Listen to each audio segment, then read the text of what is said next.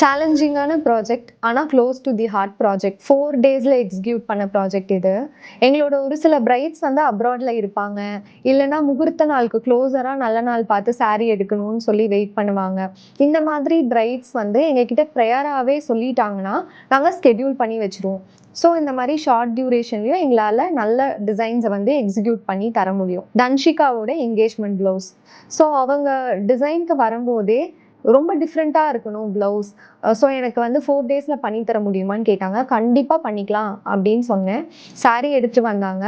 Design discussion முடிஞ்சு next day sourcing. அதுக்கப்புறம் எங்களுக்கு 1.5 நாள் தான் இருந்தது எம்ப்ராய்டரி முடிக்கிறதுக்கு. அதுக்கு அடுத்த நாள் வந்து நாங்கள் இமீடியட்டாக வந்து ப்ரொடக்ஷன் பண்ணணும்.